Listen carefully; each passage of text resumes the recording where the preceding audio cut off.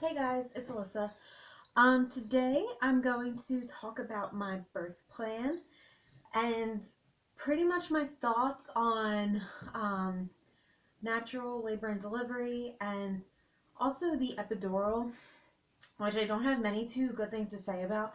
So if you are pregnant and planning to get that, or um, even if you aren't pregnant and you do plan on having kids and you do plan to get an epidural, um, you might not want to watch this, but I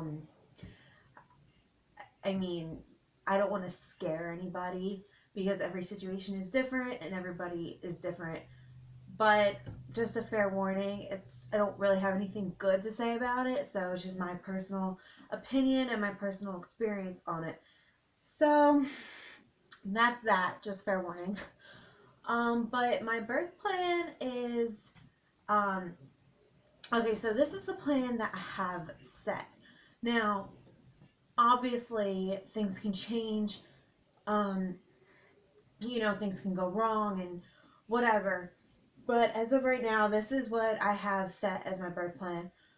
And so I'll talk about that first, and then I'll talk about my thoughts on everything else. But so when I go into labor, my birth plan is okay. So according to my doctors, I'm already 39 weeks. Technically I won't be 39 weeks until Sunday, but I think on my next appointment next week, since I'll be 40 weeks according to them, um, they're probably going to try and set me an induction date. Well, that's not in my birth plan. I don't want to be induced. In fact, I don't want any medication at all. I don't want Pitocin. I don't want an epidural. I don't want anything. So I really want to try to avoid being induced at all costs if possible. Um, so that yeah. So what was I saying?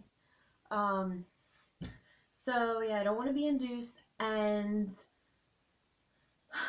that I'm like really hoping I go into labor between now and my next appointment, so I don't even have to worry about having that conversation with the doctor, because they only let you go so far past your due date, and I just don't even want to have that conversation. But so my birth plan is to hopefully go into labor soon, and go into labor on my own. I don't want to be induced. um get to the hospital. I actually have a ball that I bought. It's like an exercise ball. I'm going to use it as like a labor ball. Like it helps women through their contractions. So my boyfriend still has to blow it up for me, so he better get on that, because this show is going to happen like any it can happen any day. So we really don't know. So that ball needs to be ready for me, because if I'm not getting any medication, I'm really going to need something to get me through my contractions. And laying in a hospital bed is probably actually the worst thing you can do during contractions. It's better if you're up and walking around, or like bouncing on a ball. Um, it's better to just keep moving, keep your mind like occupied and focusing on other things. You're just laying in a bed, like it's going to be awful. So my plan is to bring that ball to the hospital, and because if I'm planning on no medication whatsoever, then um I I don't think I would have an IV, so I'll be able to get up and do whatever. But so yeah, and I don't plan on getting the epidural. I just pretty much plan on doing things all natural. Um, so that's pretty much my birth plan, and I'm not sure what we're gonna do with Callie yet. We have ideas in mind, but we can't predict when I'm gonna go into labor. So I feel like it's going to be a last minute decision with her. Um, but with Callie, I had gotten the epidural and I was on Pitocin.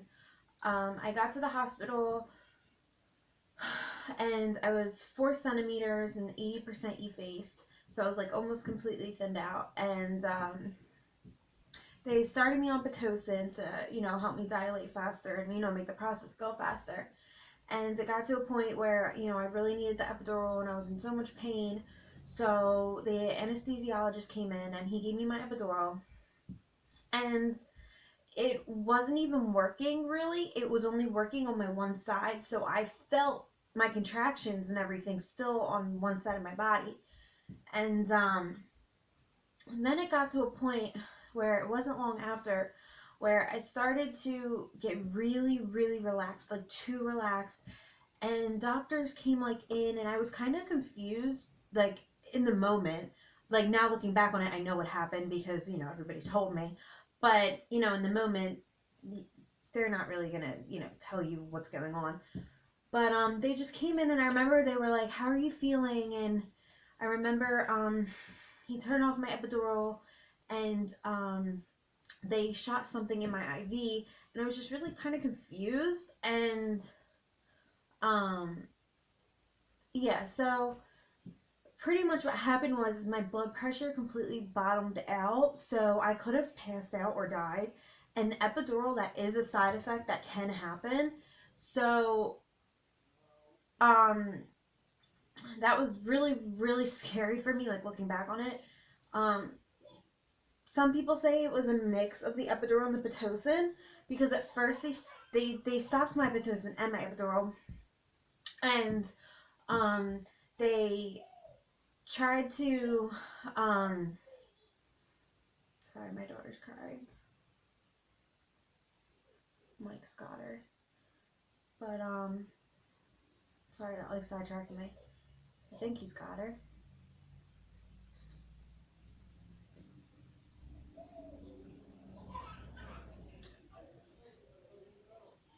Anyway, so yeah, oh my gosh, I can't even focus. She's like crying. What is going on? He has her, but like it's like her, you know what I mean? It's like I can't think. Um, I can't think. I don't even remember what I was saying to be honest. Um, so I just had a bad experience with my epidural, and some people say it was a mix of the epidural and the pitocin, but apparently, if anything, pitocin elevates your blood pressure. But so they turned off both of them. They turned off my epidural, and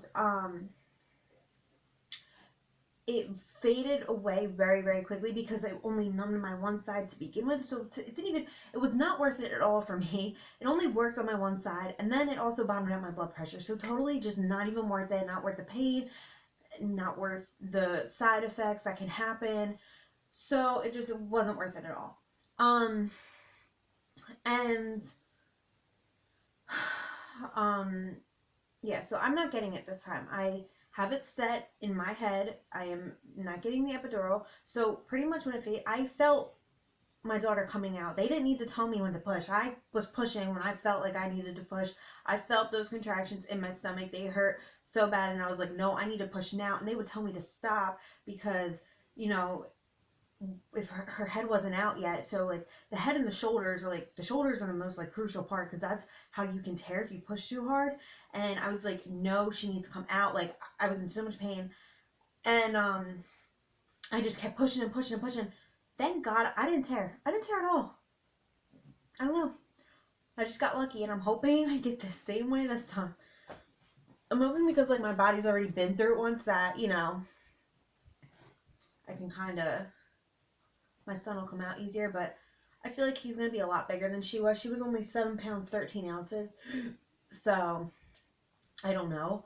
But and I'm sorry if I scared any of you about the epidural, but like I said, every situation is different, every person is different, every person is going to react different. Just keep in mind that an epidural is a serious drug, and when they come in and have you sign that paper, that is a paper, and you're not going to read it because you're, having full-blown contractions, and you're in full-blown labor, and you're in so much pain, but that is a paper stating they are not liable.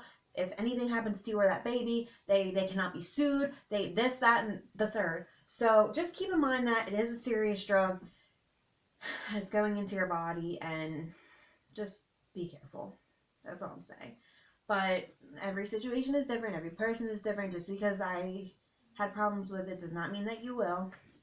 But I definitely would not recommend it to anybody just because of my personal situation, and I will not get it again. I don't care if I'm on my deathbed. I do not care how much pain I'm in when I'm in labor. I'm not getting the epidural. That is set in my head. I'm not getting it. I don't even want Pitocin. I really just want to do it all natural. If I'm not dilating, if things aren't progressing and they need to give me Pitocin, I might cave into it just so I'm not in the hospital for days in labor. But other than that, that'd be the only reason I would take medication, and definitely not getting the epidural or any pain medication because it's serious stuff. It's not like, you know, I mean, it's serious drugs, so you have to be really careful. But, you know, women have it all the time when they give birth and everything's fine and dandy, so, you know, just do what is best for you, but that's just not what's best for me, so I'm not going to get it. But, um, yes, that's pretty much my birth plan and my thoughts on epidural and my thoughts on natural labor and delivery. I think is probably the best thing you can do. It's empowering, like it's, and once you do it, and I feel like you did it with no medication, you know, you did it all natural, you're gonna feel so strong, and it's gonna make you feel like you're on top of the world. Like, wow, I just did that. Like, my body is made to do this. I can do this. You know what I mean? So I really think if you just, you know, believe in yourself and whatever, then it'll all be good. And I actually recommend a video that you can find on YouTube, and it's called The Business of Being Born. And I watched it, and it's very, very educational. And I really recommend moms or moms to be, or really anybody, if you want to watch it. So, yeah, it's called The Business of Being Born. So, and I also think it might be on Netflix, but I'm not 100% sure. But, okay, guys, so I had to switch rooms real quick. Sorry. I was recording in my daughter's room, but she had to go down for a nap. So, Mike is putting her down for a nap right now. So I just came into our room, just to finish up the video. But there's nothing really more I have to say. It's just my plan. And, yeah. And I think it'll be easier this time because it's my second. It's not my first, you know, not my first rodeo. So, and because I just did it a year ago, like my daughter's birthday is February 13th. So I literally just did this a year ago, and you know, it hasn't been long since I've had kids. So it's fresh in my mind. I know what to expect. I know it's going to happen. So I really feel really comfortable with my birth plan and the way that I would like to do things. I would love to do a water birth, but I am worried about delivering at home because of bleeding out and not having the immediate medical attention. But